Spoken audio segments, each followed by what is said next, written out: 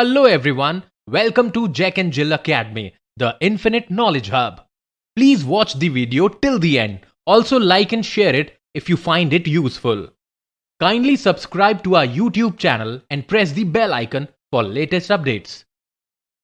Hello everyone, we are going to start Forces and Laws of Motion Part 4, Class 9th. Myself Balraj Singh. So let's start. What we have done in the earlier parts, Law of Inertia, Law of Motion, ये कर चुके हम. Alright, third law of motion देखते हैं. What we are going to see? Third law, first law और second law already हम देख चुके हैं. Law of Inertia, second law क्या था? F is proportional to dp by dt, rate of change of momentum. Alright, now what is the third law? इसको क्या बोलते हैं? Action and reaction force.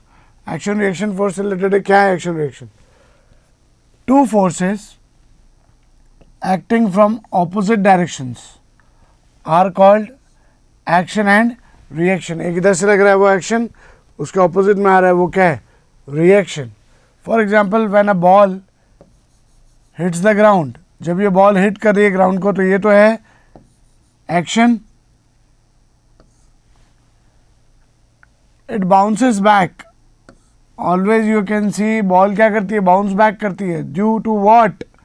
Due to a certain force called reaction. और reaction ground दे रहा है, ground दे रहा है रिएक्शन, बॉल लगा रही है action. Ball is applying action on the ground and ground is applying reaction on the ball.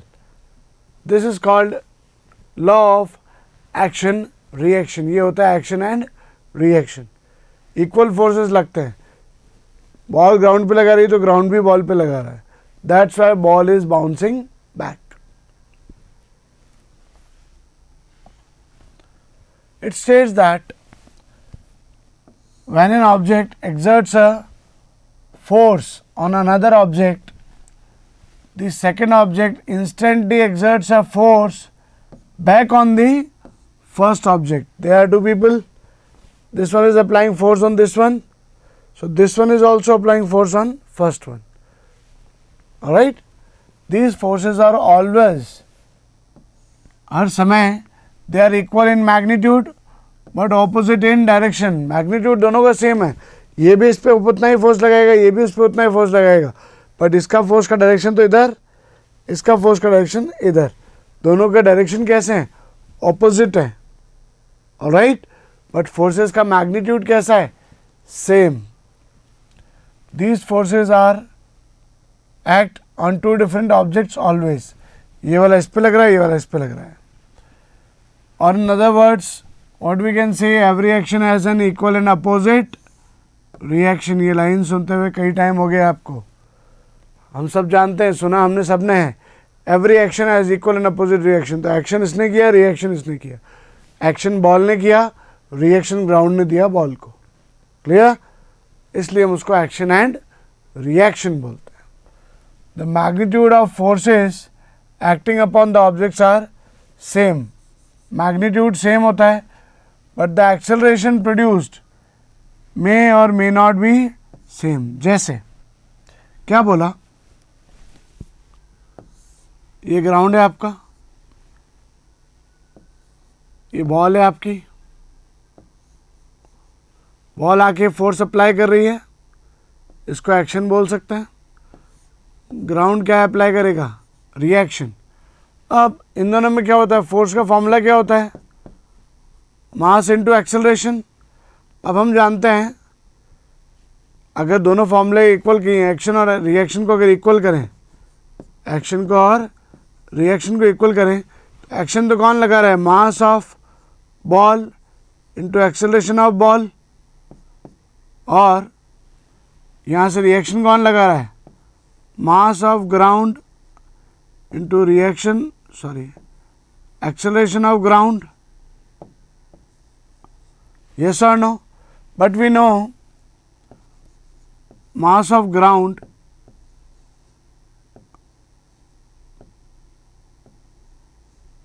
is huge in comparison to mass of the ball. Ball के कंपैरिजन में ग्राउंड का mass बहुत large है, ज़्यादा है. तो ऑब्वियसली अगर यहाँ से हम देखें mg is greater than mb, then obviously acceleration of ball is greater than acceleration of ground. That's why ground rebound नहीं करता है या ground चलता है या move नहीं करता है, but ball, ये ball लिखा हुआ है, pay attention. So what we have seen कि acceleration of the ball is greater than acceleration of ground, इसलिए ball rebound करके वापस से दूर की ओर चली जाती है. क्लियर है? यहीं पे समझाया है कि फोर्सेस सेम है बट अपोजिट डायरेक्शन में, तो जो छोटा मास होगा उसका एक्सेलरेशन ज़्यादा होगा और जो बड़ा मास है उसका एक्सेलरेशन कम होगा या होगा ही नहीं. Alright, if action is always equal to the reaction, question दिया हुआ एक, explain how a horse can pull a cart. How horse can pull a cart. Cart मतलब घोड़ा गाड़ी. घोड़ा गाड़ी पे हॉर्स पुल करने की कोशिश कर रहा है. तो समझो घोड़ा गाड़ी हॉर्स पुल कर रहा है, हॉर्स ने एक्शन लगाया, घोड़ा गाड़ी ने रिएक्शन लगाया. तो इनिशियली तो एक बार उसने एफर्ट लगाया और घोड़ा गाड़ी ने पीछे रिएक्शन लगाया, वो मूव नहीं कर पाया. बट लेटर ऑन वो क्या करता है, अपने पैरों से, from his legs he applies some force on the ground to move. जैसे हम दौड़ने के लिए लगाते हैं ना, when we try to run, ground पे फोर्स लगा के हम दौड़ते हैं, तो वैसे ही उसने ग्राउंड पे फोर्स लगाया. बिकॉज ऑफ दैट, उसकी वजह से रिएक्शन तो उसी पे आया, बट इट इज़ वो एबल टू मूव हो जाता है और उसे मूवमेंट की वजह से फिर कार्ट मूव कर सकती है. तो ये क्वेश्चन कई बार पूछ लिया जाता है. You have to be clear about this. Action reaction equal है बट ही अप्लाइज, एक बार रुक गया लेकिन he applies more force ground की हेल्प लेके on due to his legs, then he is able to move the cart. I hope it is clear to you guys कि third law of motion क्या होता है, law of action reaction. जहाँ action होगा वहाँ reaction भी होगा और एक्सेलरेशन किसका ज़्यादा होगा किसका कम होगा वो ध्यान रखना है. ऑलराइट, फॉर एग्जाम्पल, बहुत से एग्जाम्पल है. When a bullet is fired from a gun, gun only moves a little backwards, जिसको recoiling कहते हैं, while the bullet can travel a large distance. ठक, तो bullet goes a huge large distance, but जो gun है वो थोड़ा सा रिकॉयल होती है. गन क्या होती है, थोड़ा सा रिकॉयल होती है, somewhat, बट जबकि जो बुलेट है वो बहुत दूर तक जाती है. ऐसा क्यों, समझाएंगे अभी. This is because of the difference in the masses of the bullet and the gun. So accelerating force on the bullet, recoil force on the gun. So देखिए इधर, यहाँ हम क्या समझेंगे, कंजर्वेशन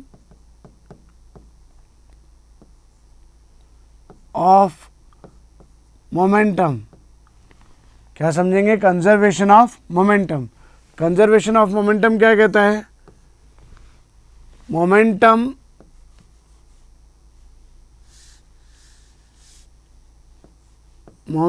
बिफोर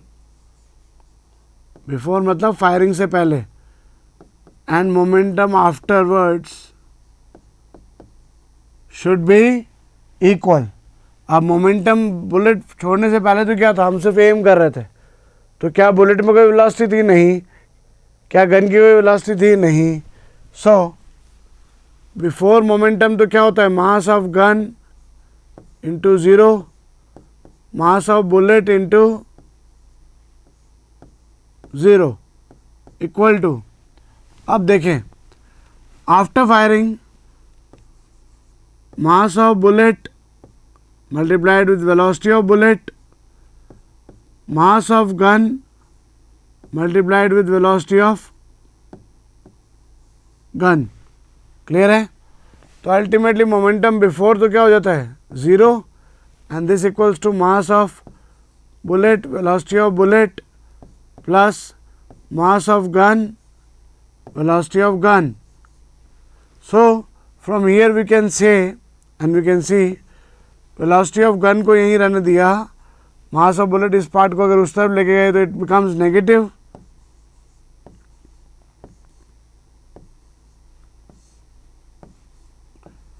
Divided by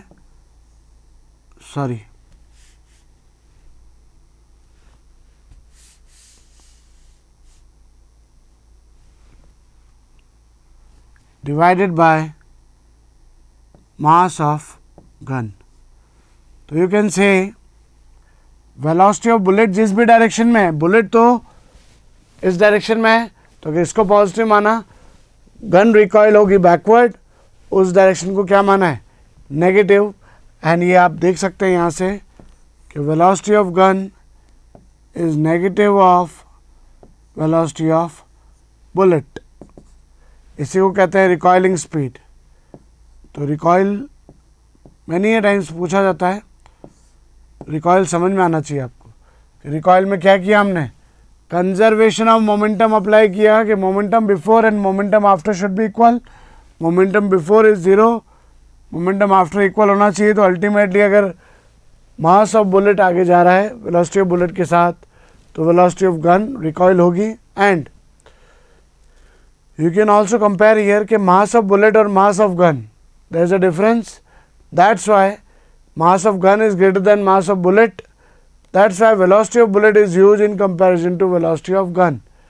इसलिए हमारी recoiling speed बहुत कम और स्मॉल होती है. क्यों? क्योंकि बुलेट का मास छोटा है तो उसकी वेलोसिटी बहुत तेज़ है, गन का मास बड़ा है इसलिए उसकी रिकॉइलिंग वेलोसिटी उतनी तेज़ नहीं होती है. I hope it is clear guys.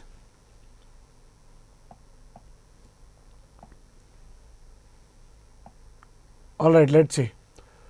From a rifle of mass 44 kg, एक बुलेट है जो 50 ग्राम का है, फायर्ड है with initial velocity of 35 metre पर second. Initial recoil velocity of the rifle निकालें.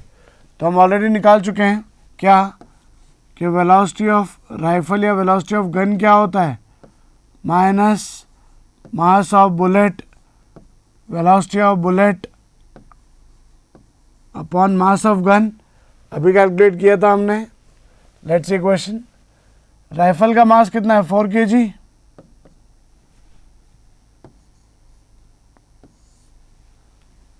$50 gram is the mass of bullet. तो अगर आप इसको केजी में ले रहे हैं तो या तो इसको भी केजी में लें. राइट, आए समझ में. 50 ग्राम केजी में कितना हो जाएगा, 50 divided by 1000. 5 divided by 100 is how much?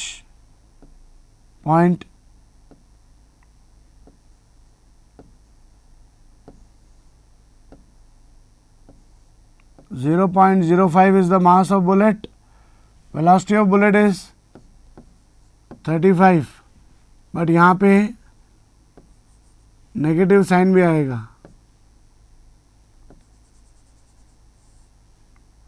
Right, I hope it is clear.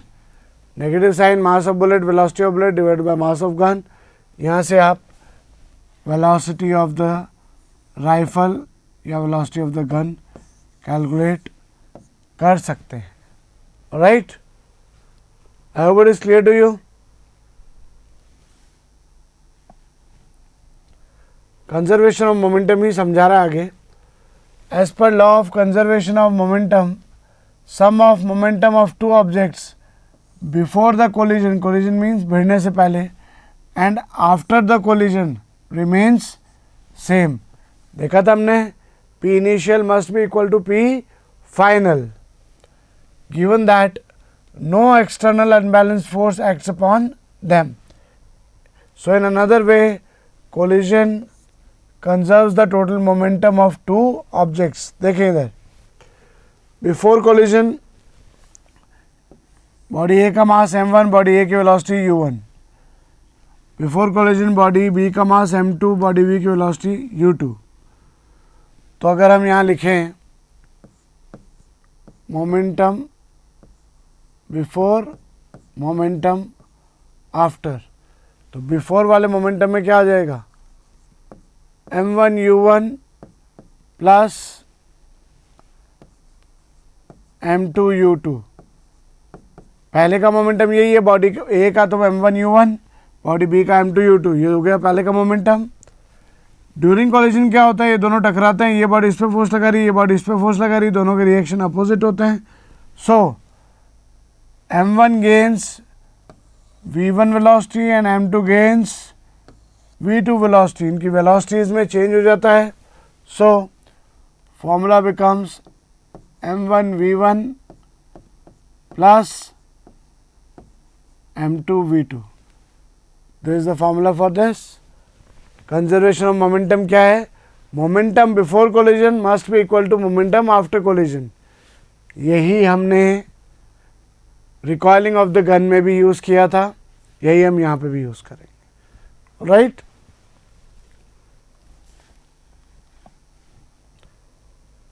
Two balls A and B having a certain initial velocities collide with each other, तो बिफोर द कोलिजन कंडीशन क्या होती है, no unbalanced force acting upon them before collision. Initial velocity of A is greater than initial velocity of B, and how the momentum of the balls is conserved after the collision. यहाँ क्या कह रहे हैं, दोनों एक direction में travel कर रही है, ऑब्वियसली कोलिजन होने के लिए हमारी कंडीशन क्या है, that u1 must be greater than u2। u1 अगर बड़ा नहीं होगा u2 से तो ये जाके टकराएगा कैसे उससे, कोलिजन होने के लिए पीछे वाले की वेलोसिटी, इनिशियल वेलोसिटी ज़्यादा होनी चाहिए आगे वाले से।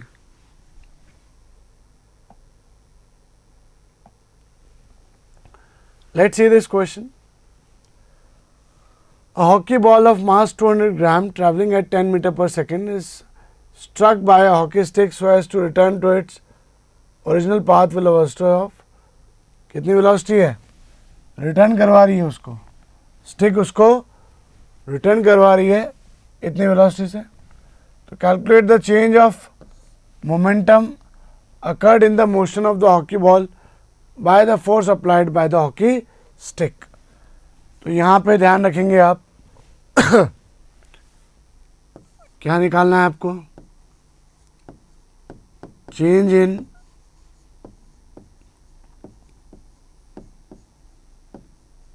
मोमेंटम।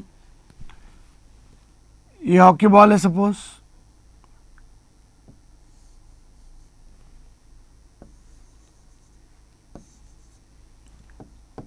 ये बॉल का इनिशियल, ये बॉल का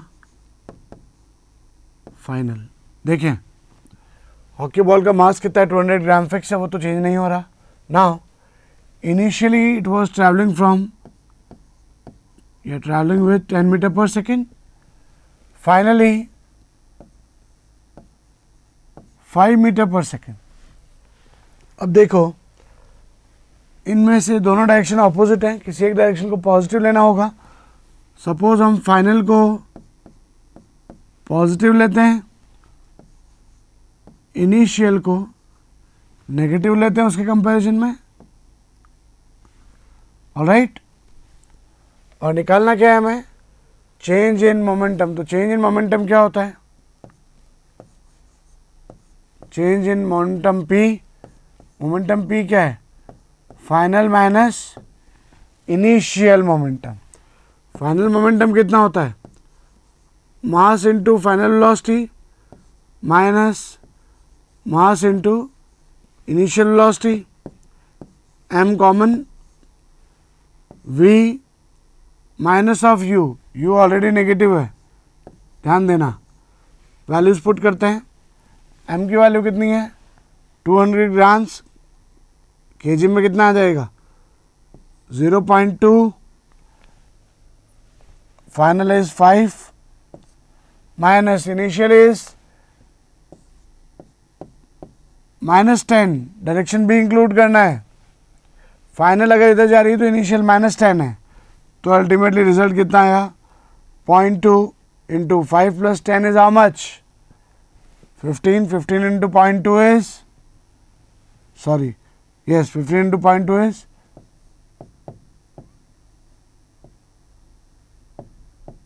7.5, यूनिट क्या होगी मास की होती है केजी मीटर पर second. This is the change in momentum. आप सोच सकते हैं कोई बॉल उधर से आ रही है दौड़ के ऑलरेडी, अगर मैंने उसको ज़्यादा तेज़ ना मारा होता तो वो रिवर्स में वापस नहीं जाती. अगर मैंने इतना फोर्स अप्लाई किया कि उसका मैं डायरेक्शन चेंज कर सकूं, तभी तो उसका डायरेक्शन चेंज हुआ है. तो अल्टीमेटली मैं चेंज इन मोमेंटम जब निकालूंगा कितना हुआ, तो इस डायरेक्शन को मैं पॉजिटिव लूँगा, इस डायरेक्शन को नेगेटिव लूँगा, तभी तो ये नेट एडअप होके मुझे बताएंगे कि कितना चेंज इन मोमेंटम मैंने अप्लाई किया है. राइट, कितना चेंज इन मोमेंटम मैंने अप्लाई किया है. वो कैसे निकलेगा, ऑलरेडी आ रही थी, मैंने अप्लाई किया, तब वो जाके उसी अपोजिट डायरेक्शन में गई ना. तो फाइनल डायरेक्शन को अगर पॉजिटिव लेंगे, इनिशियल उसके कंपैरिजन में negative, and this is how we get our result. Right, I hope समझ में आया आपको.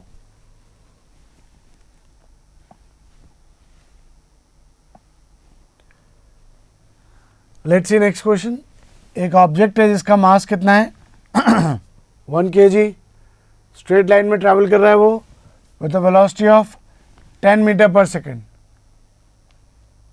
collides with and sticks to a stationary wooden block of mass 5 kg. Then they both move off together in the same straight line. Calculate the total momentum just before the impact and just after the impact, and उनका combined velocity भी निकालना है. Situation क्या है मैं बताता हूँ आपको. देखिए, ये ऑब्जेक्ट है मास 1 kg का, ये ट्रैवल कर रहा है 10 मीटर पर सेकेंड से, और ये जाके क्या करता है, एक 5 kg का स्टेशनरी ऑब्जेक्ट है. स्टेशनरी ऑब्जेक्ट मतलब इसकी वेलोसिटी कितनी है, जस्ट अ सेकेंड, इसकी वेलोसिटी कितनी है, u1 की वैल्यू है 10, m1 की वैल्यू है 1, m2 इज 5. क्लियर. ये है बिफोर कोलिजन, टकराने से पहले. और टकराने के बाद क्या हुआ,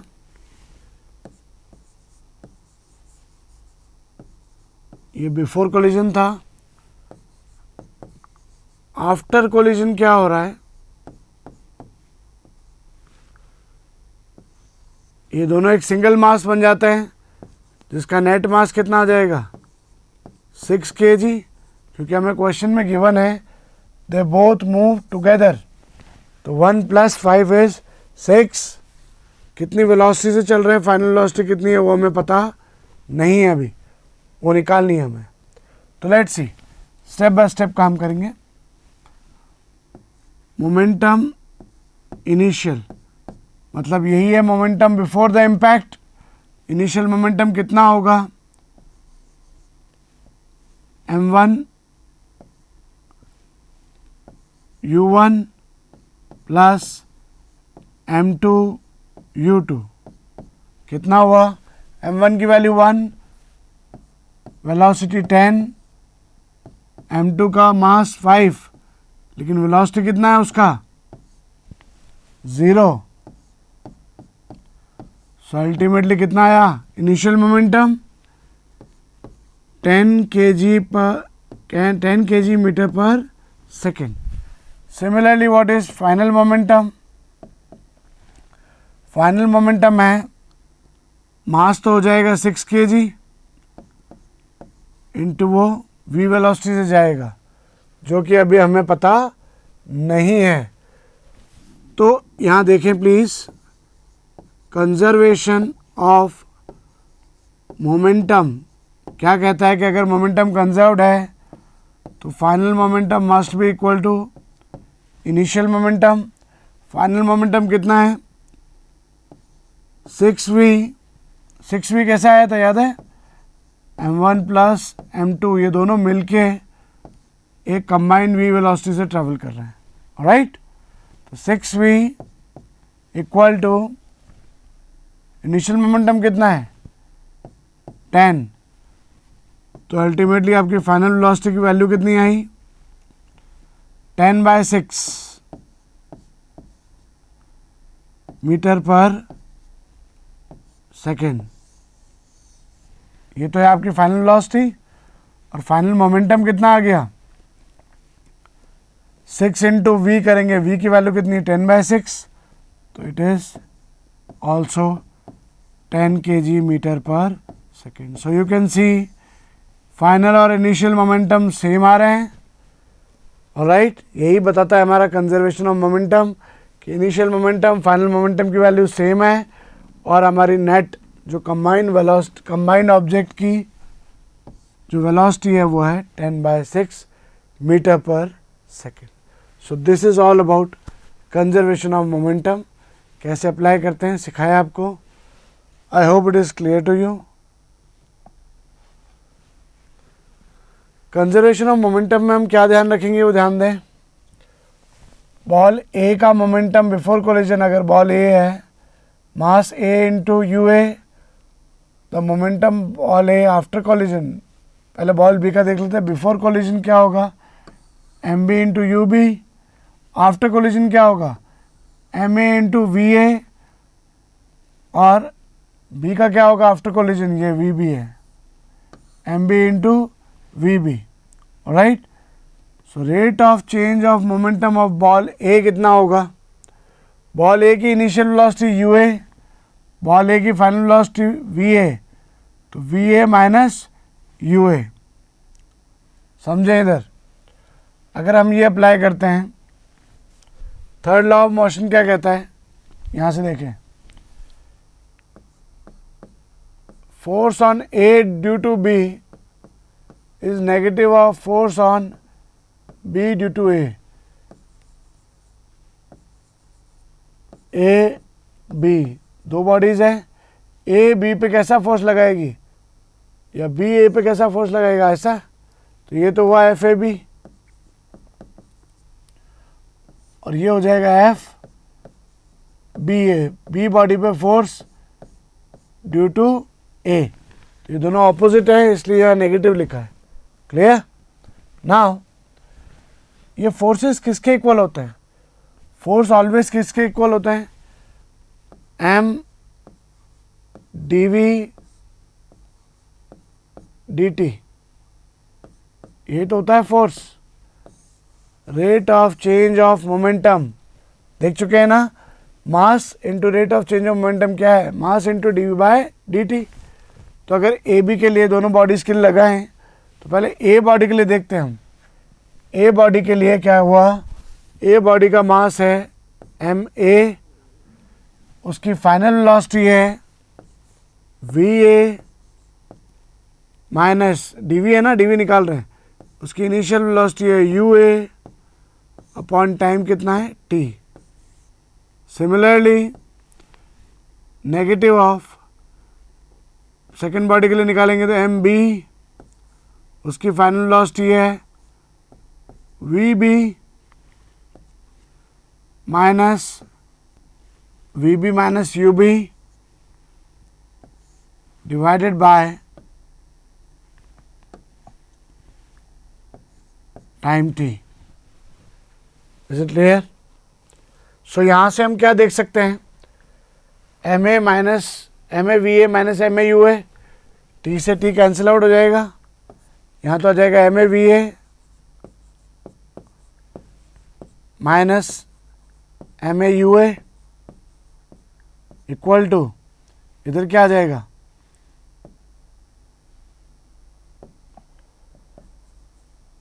एम बी वी बी